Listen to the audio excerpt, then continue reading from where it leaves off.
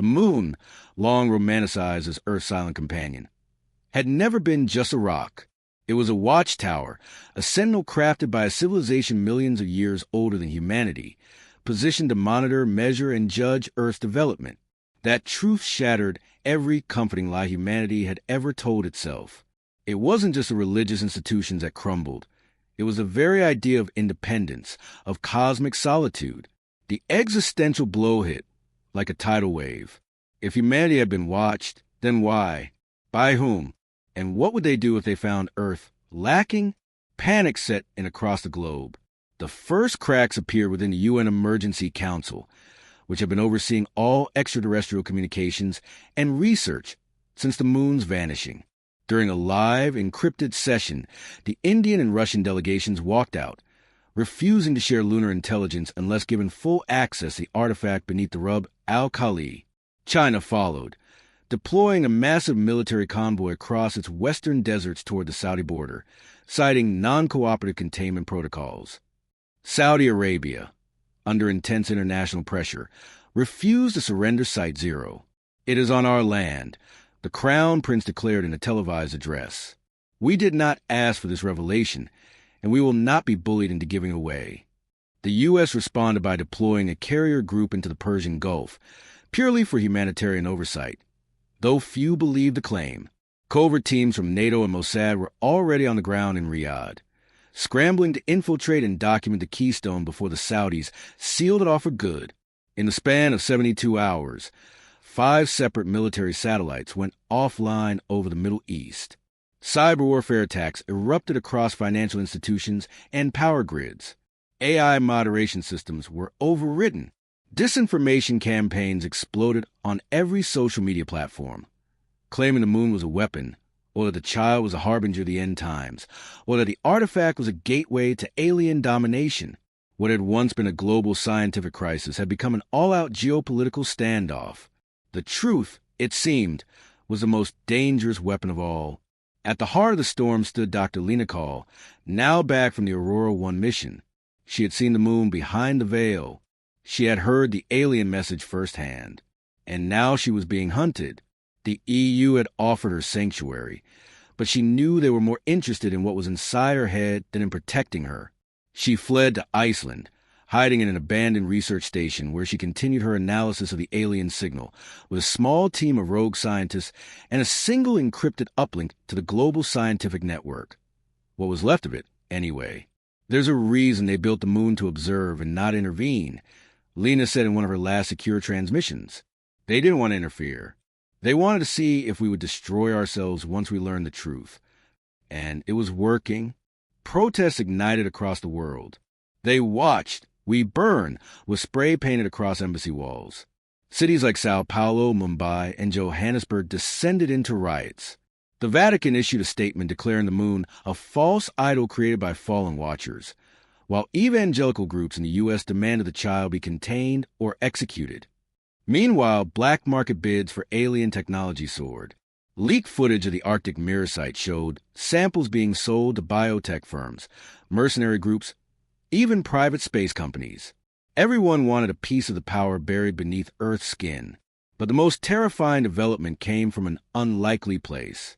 In Geneva, during a closed-door session of the G12, a leaked document revealed that a coalition of militaries had developed a contingency protocol.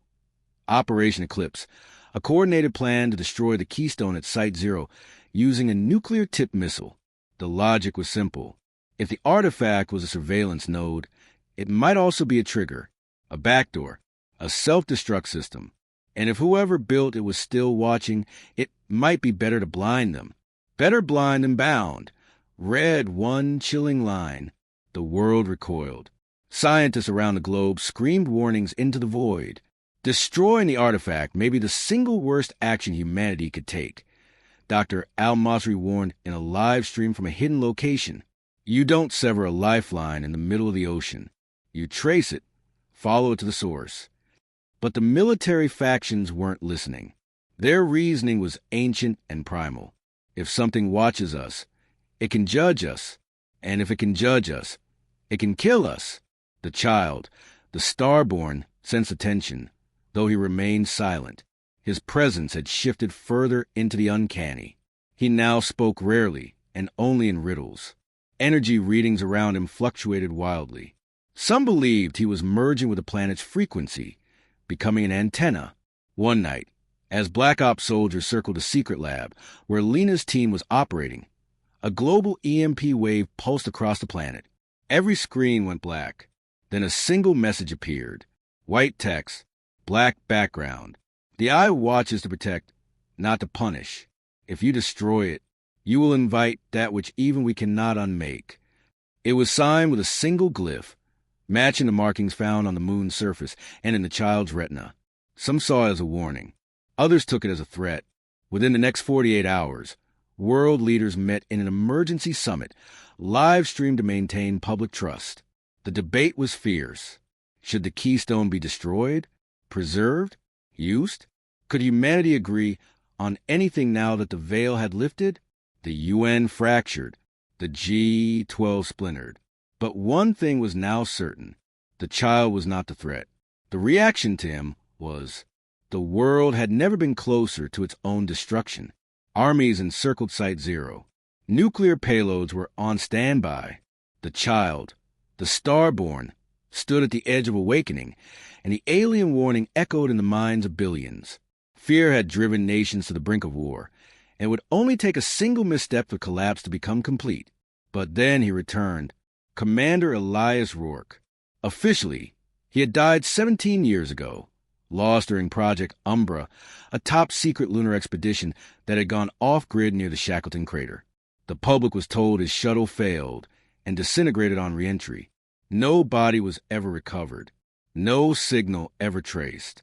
Until now, he appeared not in a government press room or secure military channel, but in a global civilian live stream, hijacked across every major satellite feed.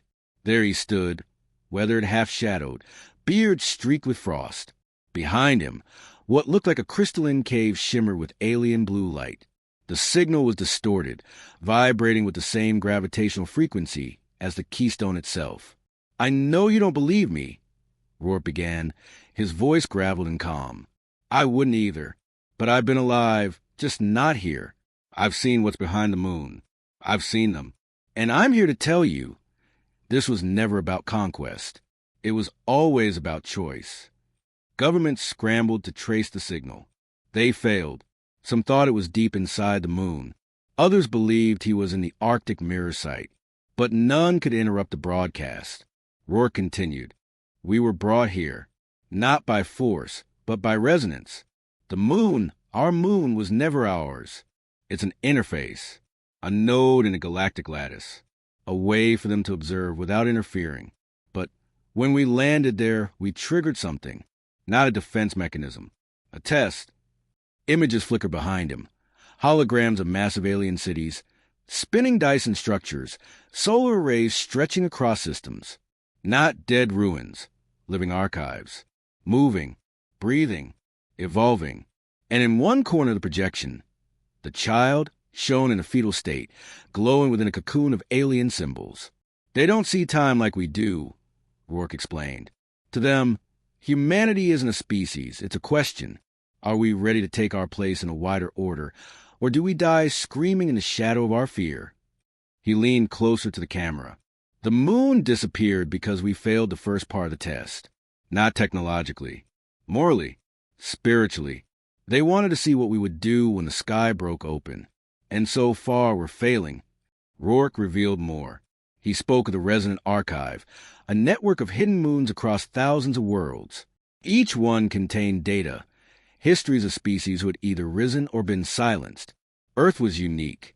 No other species had developed with such destructive contradiction, capable of beauty and brutality in the same breath. "They call us fractals in fire," he said. "Unpredictable, unstable, but full of potential. That child, the one you fear, isn't a weapon. He's a beacon, a choice encoded in flesh." As he spoke, the child, thousands of miles away, began to react. His skin shimmered with starlight. His eyes closed.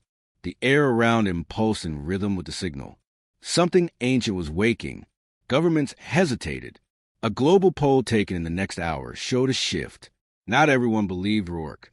Many call it a deep fake, a psychological operation, even a final hallucination before the end. But others, millions, believed.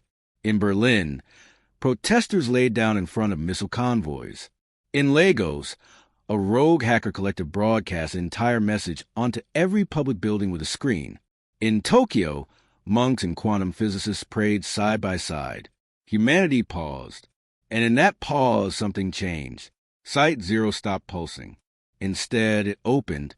The artifact, dormant for weeks, now expanded, rising like a flower made of obsidian and light. Its center revealed a stairwell, descending deep into the earth.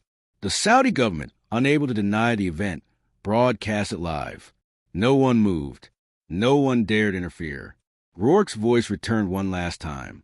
If you're watching this, then you still have a chance. But you must understand, this isn't about preserving what was. It's about choosing what comes next. The moon will return when you do.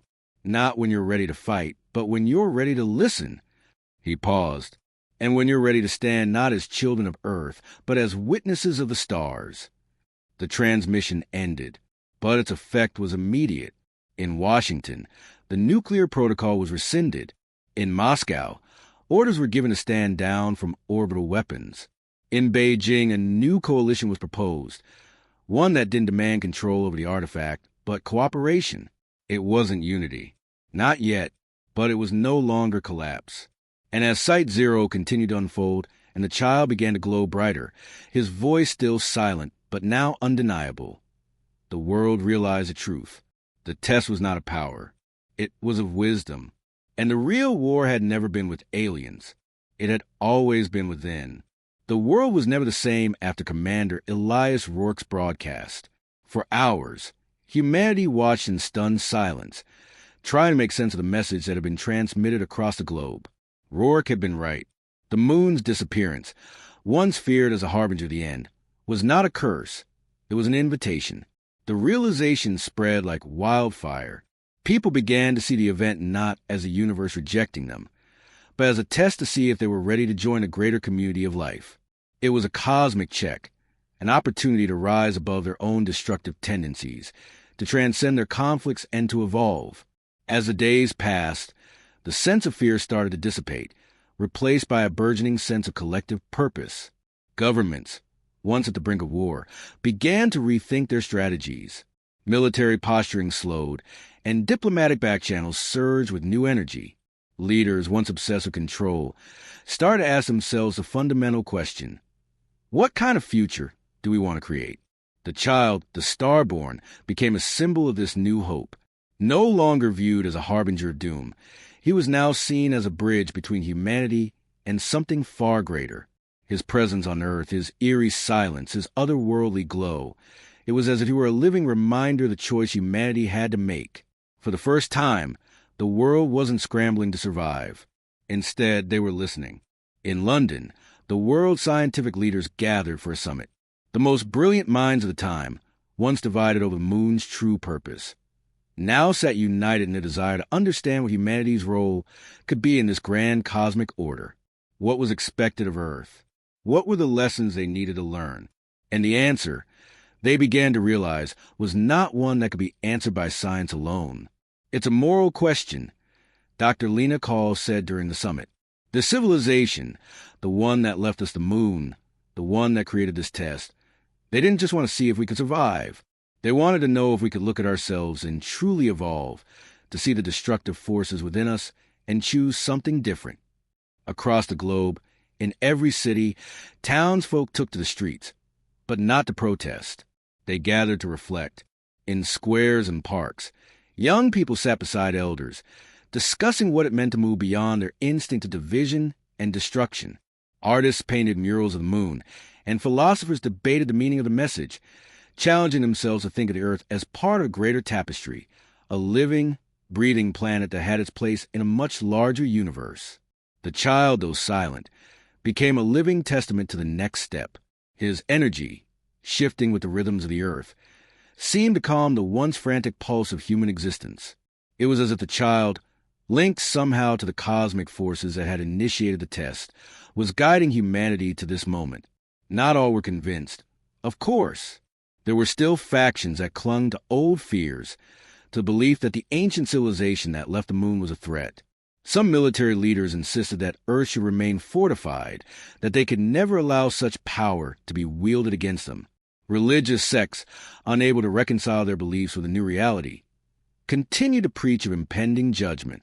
But those voices grew smaller, quieter, and as the days turned into weeks, more people began to embrace the idea that the future wasn't set in stone.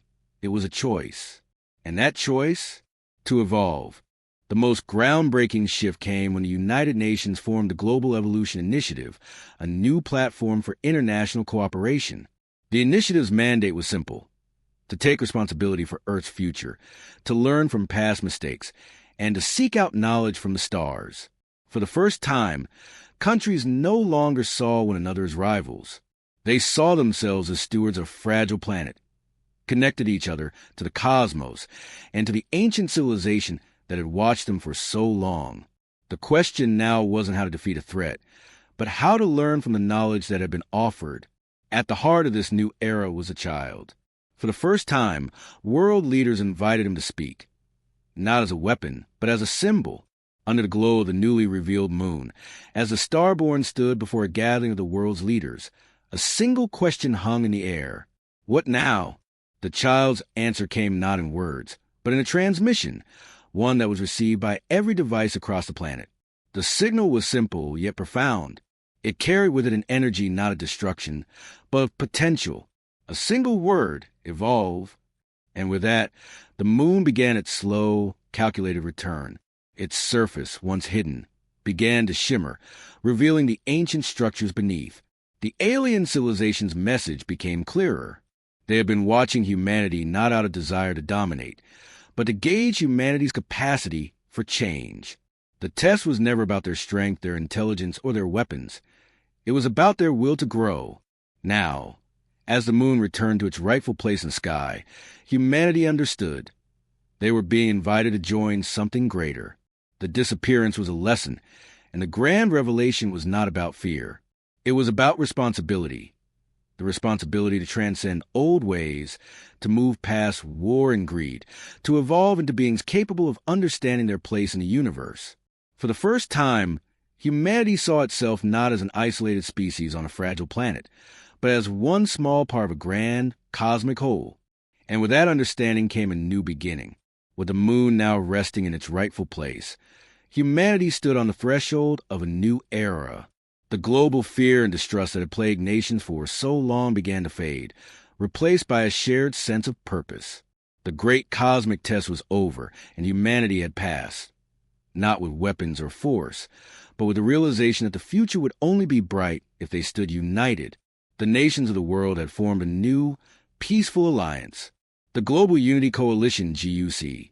Born out of the chaos and uncertainty that had once divided them, now stood as a shield protecting humanity's future. At its helm were representatives from every nation, committed to working together, not just to survive, but to thrive. Leaders had put aside old grudges, understanding that their collective fate was now tied to one another. The horrors of the past, wars, inequality, the destruction of the environment, were being replaced by a common goal: unlocking potential hidden within the alien artifact that had been unearthed beneath Site Zero. The artifact, a symbol of the long-lost civilization that had watched over them, had become the key to understanding the next chapter of human evolution. The child, the Starborn, remained the focal point of this transformation. His glowing presence was no longer a symbol of fear, but a beacon of hope. His silence was profound, his very being a reminder that true wisdom came from listening, not just to others, but to the universe itself.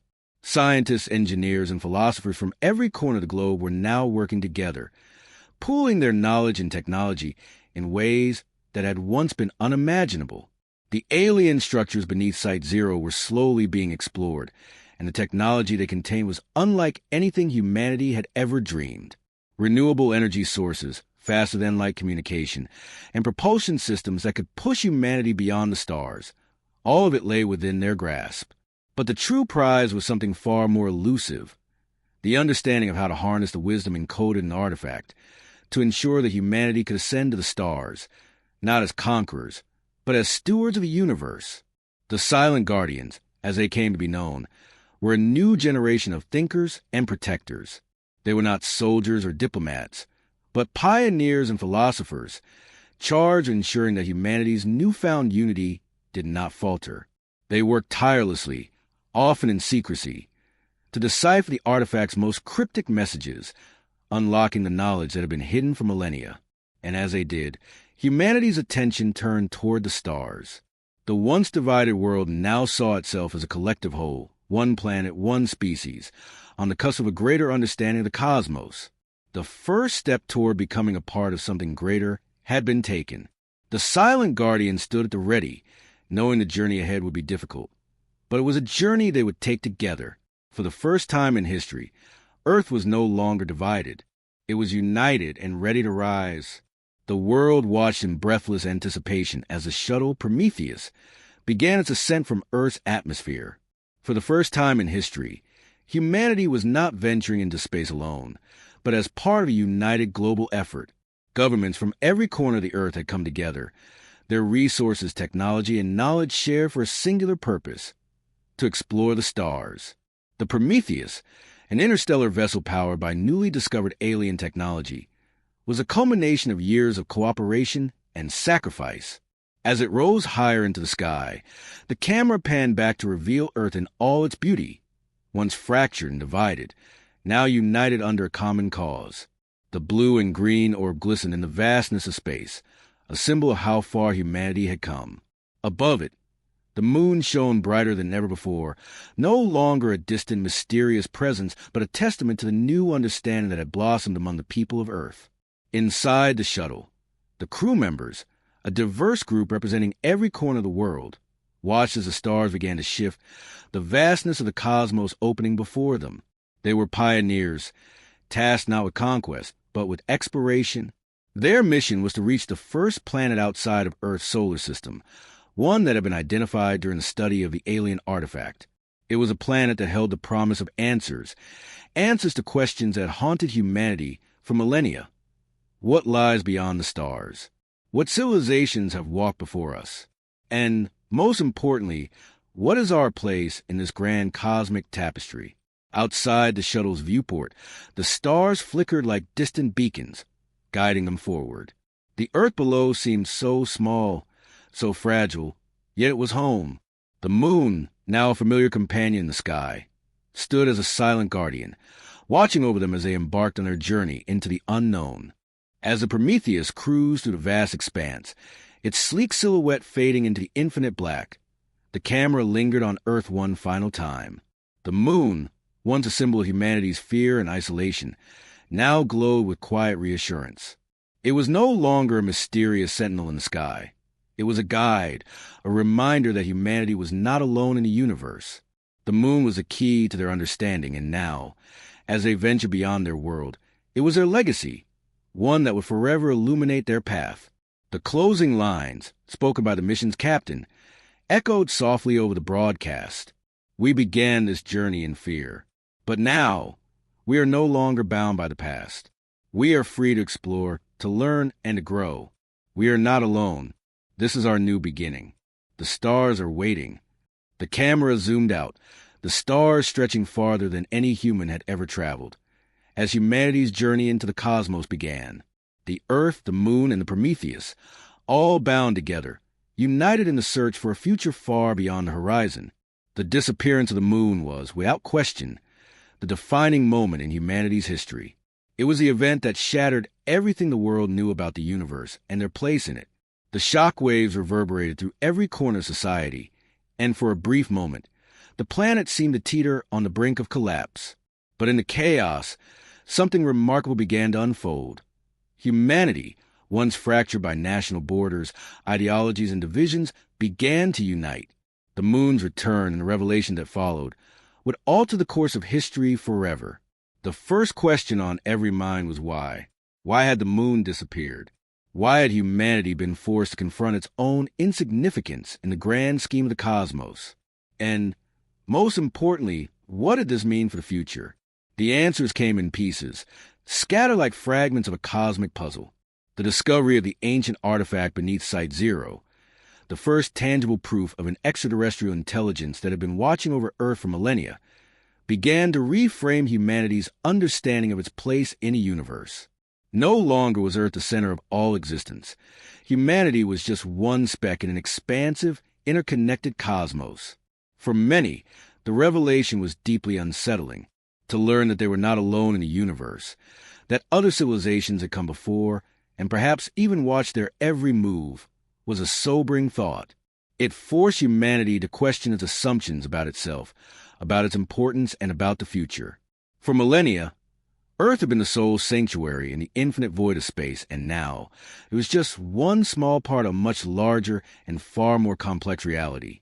Yet, in this revelation lay an opportunity to rise above the limitations of their past and embrace the infinite possibilities of the future. Philosophically, the implications were vast. For centuries, humanity had grappled with questions of existence, purpose, and the nature of life itself. With the discovery of extraterrestrial intelligence and the artifacts left behind by ancient civilizations, humanity now had a new lens through which to examine these age-old questions. The universe was not just a vast, empty void. It was teeming with life, with history, and with untold knowledge. And if humanity was to find its place within it, it would have to learn, grow, and evolve. The shift in politics and power. Politically, the revelations of the moon's disappearance and the subsequent discoveries marked a dramatic shift in global power dynamics. The world that had once been divided into nations, each vying for control, resources, and influence, was now united in the face of a shared destiny. The Global Unity Coalition, GUC, formed in the wake of the moon's return, was a testament to humanity's ability to overcome its differences and work together for the greater good. For the first time in history, the interests of the planet outweighed those of individual nations. This newfound unity, however, was not without its challenges.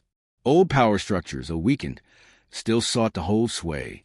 Some nations tried to hoard the alien technology uncovered from the artifact, believing it could give them a competitive edge in the New World Order.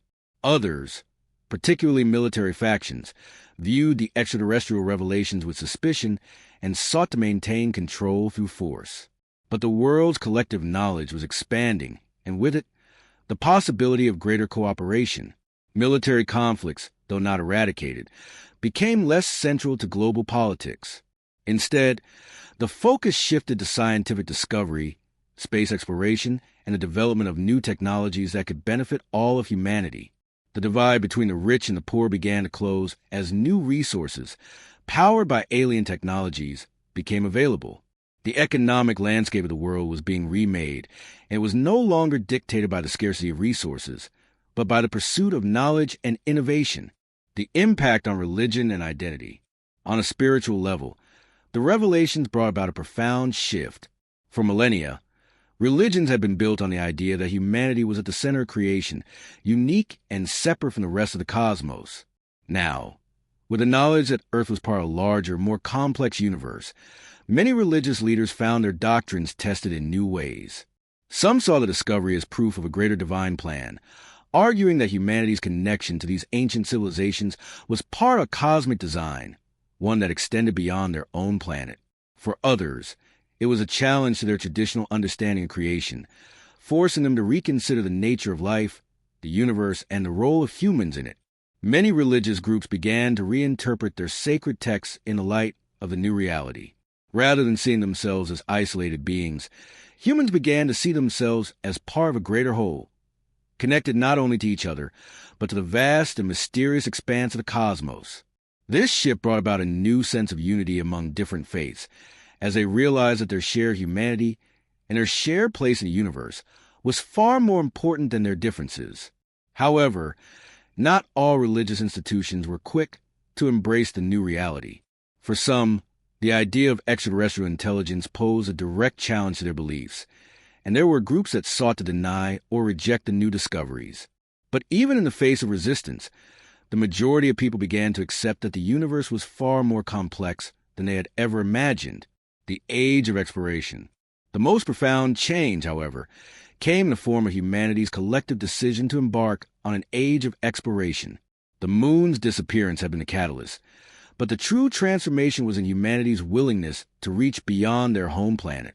The successful mission to the alien planet marked the beginning of an era where humans would not only explore their own solar system, but venture out into the vastness of the stars.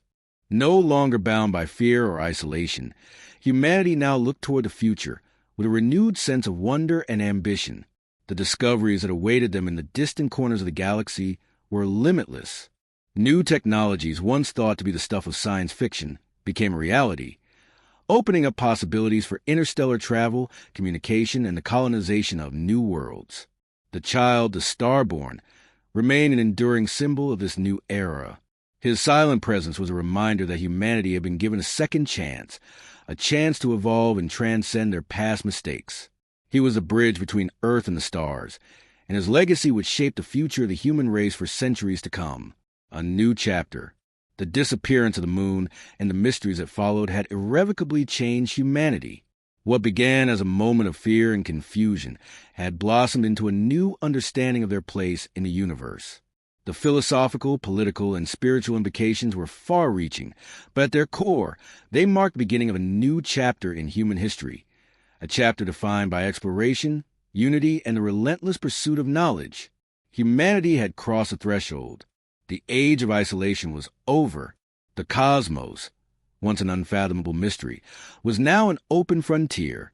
And as the world looked up at the moon, now a symbol of the journey from fear to hope, they knew that this was just the beginning. The stars were waiting, and humanity was ready to meet them. As humanity steps into the stars, the true scope of the cosmic puzzle begins to unfold. The ancient artifact beneath Site Zero was just the beginning. What if there are more hidden relics, waiting to be uncovered? What if the alien race that has been watching over Earth has more tests in store for us, each one more challenging than the last?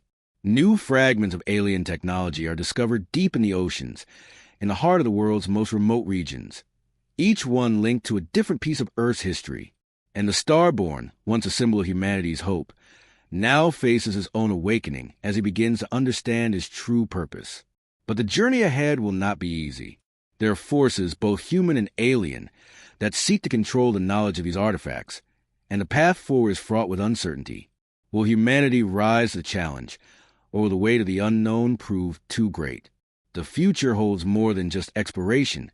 It holds the key to humanity's evolution. The next chapter begins now. Are we ready?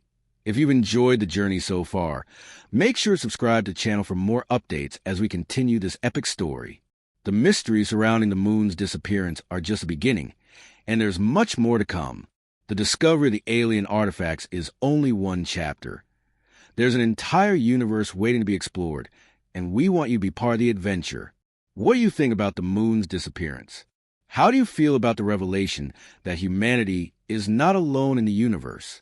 What do you think humanity's next step should be now that we know we're part of something far greater than ourselves?